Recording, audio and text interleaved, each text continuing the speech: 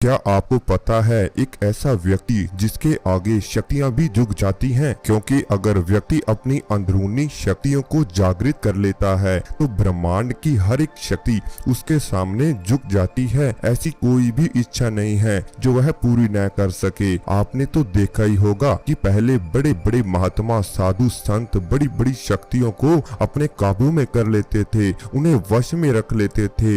यहाँ तक कि वह साधु संत बड़ी बड़ी शक्तियों को शराब भी दे देते थे और बड़ी से बड़ी शक्ति भी उनके श्राप से काफी डरती थी कि कहीं हमें यह साधु संत श्राप ना दे दे, यह क्रोधित न हो जाए। लेकिन क्या आपने कभी ऐसा सोचा है कि वह ऋषि मुनि भी तो एक इंसान ही थे, उन्होंने भी जन्म लिया हुआ था, वह भी एक माँ की कोख से जन्मे हुए थे। तो क्या आप लोग इस ब्रह्मांड को अपने वश में करना चाहते हैं, ब्रह्मांड की शक्तियों को अपने वश में रखना चाहते हैं? तो अगर आपके अंदर यह दो गुण हैं तो बड़ी से बड़ी शक्ति भी आपका कुछ नहीं बिगाड़ सकती।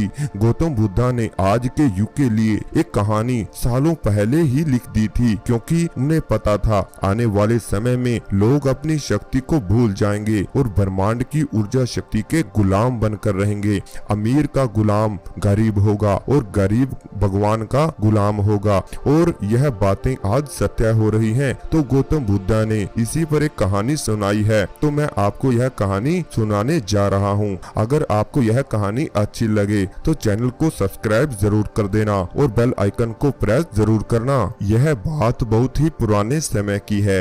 एक बार भगवान गौतम बुद्ध अपने शिष्यों के साथ एक पर्वतीय स्थल पर ठहरे हुए थे। शिष्यों के साथ गौतम बुद्धा शाम के समय भ्रमण करने के लिए निकले। शिष्य और बुद्ध के सभी शिष्य उनके साथ ही थे और वो चलते चलते बुद्ध और उनके शिष्य हरियाली, पेड़ पौधे और पहाड़ों के खूबसूरत प्राकृतिक मनमोहक दृश्य का आनंद ले रहे थे। तभी विशाल और मजबूत चट्टानों को देख एक शिष्य के मन में उत्सुकता जागी और उसने गौतम बुद्धा से पूछा कि इन चट्टानों में तो किसी का शासन नहीं है, क्योंकि यह तो अटल हैं और कठोर हैं। क्या ये सबसे बड़ी हैं? क्या दुनिया में सबसे शक्तिशाली चट्टानें ही होती हैं? शिष्य का सवाल सुनकर गौतम बुद्धा बोले कि बिल्कुल नहीं, इन शक्तिशाली और अटल चट्टानों पर भी किसी का शासन है।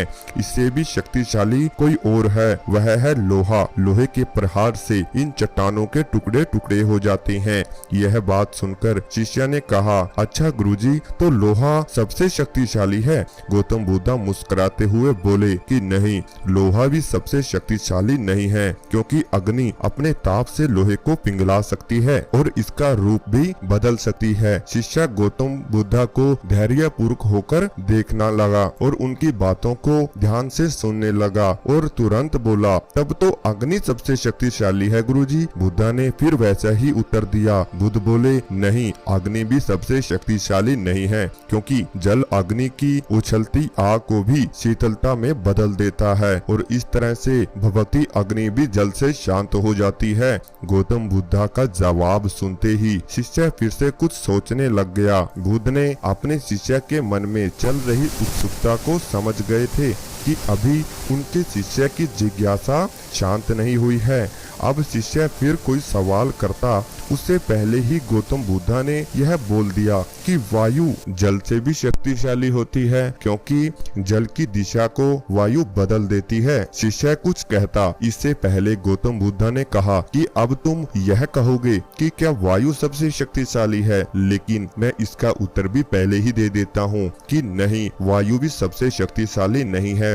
इन संसार में सबसे सर्व शक्तिशाली है मनुष्य की संकल्प शक्ति, क्योंकि इससे पृथ्वी, जल, वायु, अग्नि और सभी को नियंत्रित किया जा सकता है। लेकिन व्यक्ति को अपने भीतर की संकल्प शक्ति का विकास करने की आवश्यकता है, क्योंकि जीवन में कोई भी महत्वपूर्ण कार्य बिना संकल्प शक्ति के असंभव है। बुद्धा की इस कहानी से आप समझ ही चुके होंगे कि क्या आपके अंदर ये दो गुण हैं। पहला, गौतम बुद्धा ने संकल्प शक्ति के बारे में बताया है कि व्यक्ति अपनी संकल्प शक्ति का विकास नहीं करता, जिसकी वजह से वह अपने पिछले ही ही दिनों में रोता रहता है, गिड़गिड़ाता रहता है। अगर व्यक्ति अपनी संकल्प शक्ति को दृढ़ कर ले तो वह भगवान को पा सकता है, वह भगवान को भी देख सकता है और अपने हर कार्य में सफल हो सकता है। ऐसे ही इस कहानी के दौरान जैसे गौतम बुद्ध के शिष्य सवाल पर सवाल कर रहे थे, लेकिन बुद्धा भी उसके सवालों का उत्तर दे रहे थे, लेकिन उसने असली मंजिल को नहीं पहचाना था, क्योंकि जब तक उसके शिष्य ने सवाल किए तब तक गौतम बुद्धा भी समय समय पर उनकी बातों का जवाब देते गए।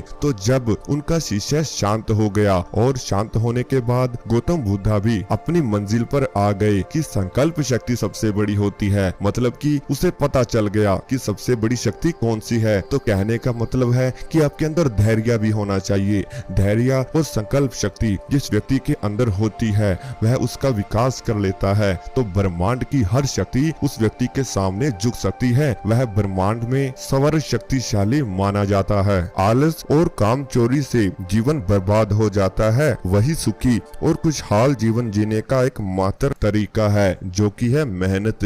इसलिए मूर्ख लोगों को बेकार और बुद्धिमान मेहनती कहलाते हैं। इसलिए जीवन में सफल बनने या कुछ हासिल करने के लिए मेहनत जरूरी है। गौतम बुद्ध ने कहा है कि मेहनत करो, क्योंकि मेहनत के बिना कुछ भी हासिल नहीं हो पाता। बुद्ध ने कहा है जैसा हम सोचते हैं ठीक वैसे ही हम बन जाते हैं। इसलिए जब मन शुद्ध होता है तब प्रसन्नता परछाई की तरह हमारे पीछा करती है। इसलिए हमेशा सकारात्मक बने और सकारात्मक सोचें, चाहे परिस्थिति कितनी भी कठिन क्यों ना हो। आपके खुश रहने और पॉजिटिव सोचने से आपके जीवन में खुशियां बनी रहेंगी। व्यक्ति के सोचने से जीवन बदल सकता है और बिगड़ भी सकता है। कहा जाता है कि आपकी सोच का निर्माण 5 इंद्रियों आँख, कान, नाक, जीभ और त्वचा से ही होता है। इसलिए खुश रहिए और अच्छा सोचिए और अपनी दृढ़ संकल्प को जागृत कीजिए, उसका विकास कीजिए, अपने आप को धैर्य बनाए रखने के लिए और भी ज्यादा मजबूत कीजिए। इसी प्रकार की और अन्य वीडियो देखने के लिए चैनल को सपोर्ट जरूर करें।